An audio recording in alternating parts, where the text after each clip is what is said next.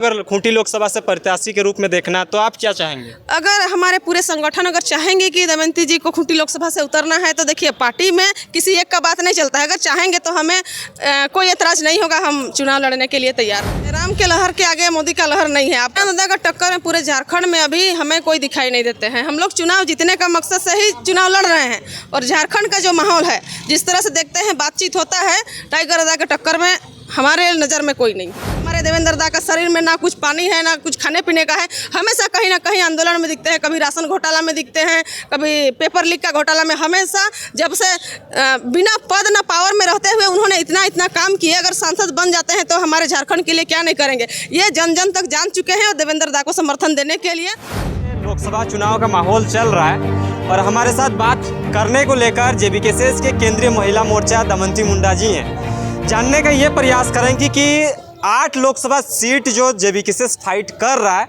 इसमें से कितना महिलाओं का योगदान रहा है और ये जिस लोकसभा सीट में आती है, लोकसभा क्षेत्र से आती हैं, वहाँ इसका किस तरह से दावेदारी रहेगा और क्या खूंटी लोकसभा में भी इस बार जेबीकेएस का कुछ अहम मुद्दा होने वाला या अहम रोल रहेगा या नहीं रहेगा, इस चीज़ों को भी थोड़ा सा जानने का प्रयास करेंगे। क्योंकि लगातार खूंटी लोकसभा के जो लोग हैं, जो कार्यकर्ता हैं, जो समर्थक हैं, वो लगातार ये कमेंट्स करते हैं कि जेबीकेएस का यहाँ पे किस तरह से होगा कि नहीं होगा, कि कोई कैंडिडेट रहेगा भी या नहीं रहेगा, ये जानने का प्रयास करेंगे। दमयंती दी, सबसे पहले तो जोहार। किस तरह का लहर है आपके खूंटी लोकसभा क्षेत्र में? जिस तरह से लोग कह रहे हैं कि जेबीकेएस हर एक जगह पे, चाहे तो अल्पसंख्यक जहाँ पे अधिक मात्रा है वहाँ पे भी कैंडिडेट का चयन हो गया है, जहाँ पे आदिवासियों का जो गढ़ माना जाता है खूंटी लोकसभा, इसमें किस तरह का माहौल चल रहा है आप लोग का?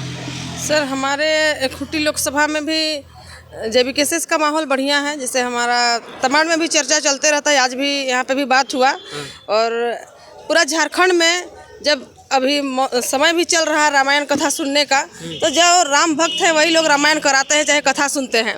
तो जयराम दादा का जो विचारधारा जब सुनते हैं सब लोग, इससे साफ जाहिर बात होता है कि जयराम दादा के भक्त हो गए। चाहे झारखंड हित को लेकर के सभी का लोगों के मन में इच्छा जागृत है, जयराममय हो गया है हम लोग का पूरा झारखंड। इसी को लेकर के सभी को उनका बात को सुनते हैं, विचार को जानते हैं और हमारा बात अंदर अंदर चल रहा है उम्मीदवार को लेकर के। और ये कुछ दिन है हम लोग का नॉमिनेशन करने का भी तो दिन चल रहा है। इसी बात को आज नहीं करते हैं, जिस दिन नॉमिनेशन करेंगे हम लोग का उस दिन पता चलेगा कौन हम लोग का जेबीकेएस का उम्मीदवार रहेंगे। मतलब लगता है कि आप अभी सेंट्रल की बात करते हैं, जैसे कि आप लोग जेबीकेएस का महिला मोर्चा केंद्रीय अध्यक्ष है, तो महिलाओं का कितना योगदान रहा आपकी इस जो 8 लोकसभा सीटों में आप लोग जिस तरह से कैंडिडेट का चयन किए हैं, आपका भी ये जो योगदान रहेगा वहाँ पे महिलाओं को सपोर्ट करने की बात कही जाएगी। आप केंद्रीय अध्यक्ष हैं महिला मोर्चा के, किस तरह से देख रहे हैं कि जेबीकेएस ने वाकई महिलाओं को जो सीट होना चाहिए था उस सब पे चयन किया है? आपको जो सर, हम लोग का हर वर्ग को देखते हुए, हर लिंग, हर समुदाय, सबको देखते हुए पार्टी ने टिकट सबको देने का काम किए हैं। जैसे दुमका में हमारी बहन बेबीलता टुनू जी है जो हमारे जेबीकेएस का प्रत्याशी हैं। हर वर्ग के लोग का है। इकलाल भाई अंसारी, उनको भी दिया गया है। अल्पसंख्यक में कहीं मेहता, संजय मेहता जी हैं, हमारे यादव से मनोज यादव जी हैं, हम लोग का रांची लोकसभा से देवेंद्र महतो जी हैं। मतलब ऐसा नहीं है, हर समुदाय, हर वर्ग, हर लिंग को हम लोग देखते हुए जेबीकेएस का उम्मीदवार को उतारे हैं। ऐसा कोई नहीं कह सकते हैं कि जेबीकेएस कोई जाति बेसिस को लेकर के करते हैं, क्योंकि हम लोगों ने निष्कर्ष निकाले थे। पहले भी हम लोगों ने मीटिंग रखे थे, तब बात किया गया था कि हम लोग का संगठन में सब पद में हो चाहे तो उम्मीदवारी में हो, हम लोग हर समुदाय, हर वर्ग, हर लिंग को ध्यान में रखते हुए सबको उतारेंगे। और इसको हम लोगों ने साबित किए हैं, लोगों को बताने का भी काम किया। और हम लोग का संगठन जो है सब समुदाय को साथ में लेके चलती है, ये हमारा हर उम्मीदवार को देख करके ही पता चल पा रहा है। एक चीज़ आप बोलते हैं कि सब समुदाय के साथ लेकर चल रहे हैं, तो फिर खूंटी लोकसभा में इतना देरी क्यों, जहाँ पे आदिवासियों का एक तरह से परचम वहाँ पे लहरता है, आदिवासियों का जो एसटी सीट है, तो वहाँ पे होने से इतना दिनों से आप लोग कैंडिडेट का चयन कर देना चाहिए। जिस तरह से ना कहीं आप लोग बीजेपी कांग्रेस से डर होगा, जिस वजह से वहाँ पे इस तरह का कर रहे हैं। सर, हम लोगों को किसी से डर नहीं है, अपना झारखंड राज्य को लेकर के लड़ लड़ रहे हैं। लोगों से डर डर के इतना दिन लोग जिए कि, लेकिन अब डर लोगों के अंदर डर से लड़ने का हिम्मत जुट गया है। इसीलिए 2-3 साल का आपको संघर्ष दिख रहा होगा कि इतना कम समय में राजनीतिक पार्टी आंदोलन किए, आंदोलन के बाद भी हमारा मांगों को रखे नहीं, तो डर लोगों के मन से खत्म हो गया है। हम लोगों को अपना नीति नियम खुद से बनाने को लेकर के विचार तय किए हैं। ये राजनीतिक पार्टी का गठन किया गया। राजनीतिक पार्टी लड़ने का विचार से आंदोलन नहीं किए थे कोई, हमारी बात को रखे, हमारी मांगों को रखे,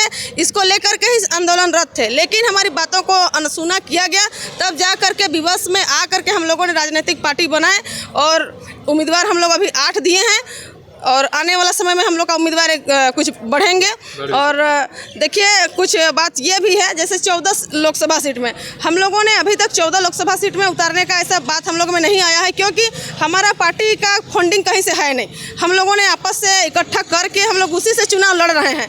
तो सब जगह प्रचार करने के लिए मान लेते हैं चुनाव में एक्स्ट्रा खर्चा नहीं है, लेकिन आपका बैनर, पोस्टर, गाड़ी का प्रचार करने के लिए ये तो मूलभूत जो आवश्यकता है, जो साधन संसाधन है जुटाने के लिए, ये सब में भी हम लोगों को सक्षम होना होगा। और सब जगह उतारेंगे तो कहीं ना कहीं हम लोग उसमें मजबूती कम हो जाएगा। इसलिए हम लोग का निश्चय ये है कि हम लोग कम सीट में भी लड़ें, लेकिन उस सीट को निकालें। इस निश्चय के साथ हम लोग अभी 8 सीट में मजबूती के साथ खड़े हुए हैं। आने वाला दिन में 1-2 सीट को हम लोग और बढ़ाने का कोशिश करेंगे। बड़ा सवाल रहेगा, मोदी का लहर जब चलता है तो सब कहीं ना कहीं उसके पीछे आ जाते हैं। तो लगता है कि आप एक महिला केंद्रीय अध्यक्ष हैं, तो आपको लगता है कि हमें जो लोग, जो जनसमर्थक हमारे साथ जुड़ा है, वो मोदी का लहर से टिक पाएगा आपके साथ? सर, जयराम के लहर के आगे मोदी का लहर नहीं है। आपको शायद बीच बीच में आता होगा, जैसे फ़ोन कॉल में वो लोग कोई महिला का फ़ोन आता है, आप क्या कमल फूल में इस पर बटन दबाएंगे, इस तरह से। तो हर एक जगह उनका नेगेटिव सुनने को मिलता है कि नहीं, हम लोग का झारखंड में अभी नया उगता सूरज जयराम महतो आ गए हैं,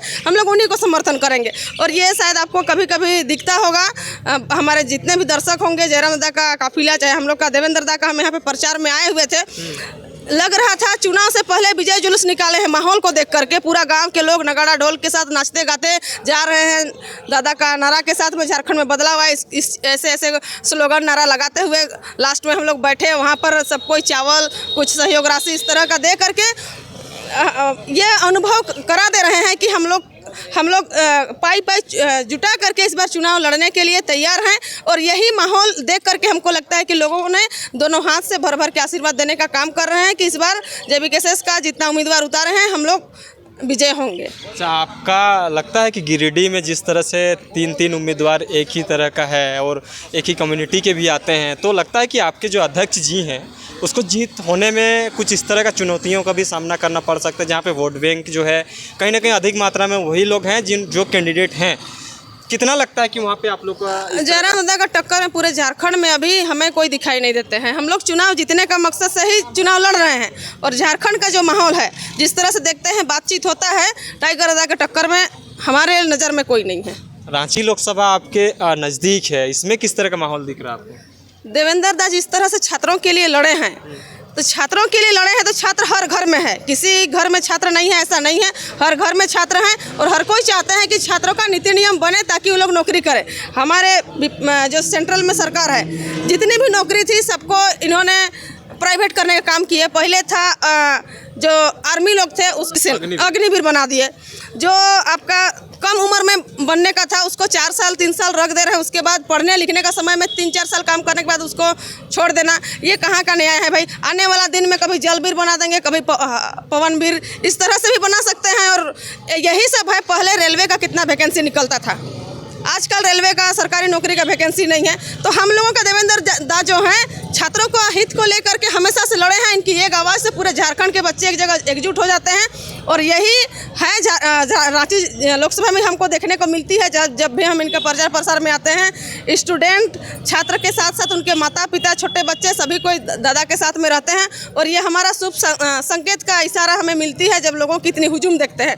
अभी के नेता इतना दिन तक कहीं पे नजर नहीं आए। अभी कहीं पे मेला हो रहा है, कहीं कार्यक्रम हो रहा है, तब उन लोग दिख रहे हैं। 4-5 साल कहीं दिखे नहीं। और हमारे देवेंद्र दा का शरीर में ना कुछ पानी है, ना कुछ खाने पीने का है। हमेशा कहीं ना कहीं आंदोलन में दिखते हैं, कभी राशन घोटाला में दिखते हैं, कभी पेपर लीक का घोटाला में। हमेशा जब से बिना पद न पावर में रहते हुए उन्होंने इतना काम किए। अगर सांसद बन जाते हैं तो हमारे झारखंड के लिए क्या नहीं करेंगे, ये जन जन तक जान चुके हैं। और देवेंद्र दा को समर्थन देने के लिए आज इस तरह से हमारे यहाँ पे एक लास्ट सवाल रहेगा, खूंटी लोकसभा की जनता क्या आशा उम्मीद करे कि जेबीके शेष वहाँ पे आप भी एक कैंडिडेट के तौर पर हो सकती हैं, क्योंकि वो एसटी सीट है, आप भी उसी कम्युनिटी से आते हैं। लोग क्या उम्मीद जताएं, ये फाइनली बताइए थोड़ा सा।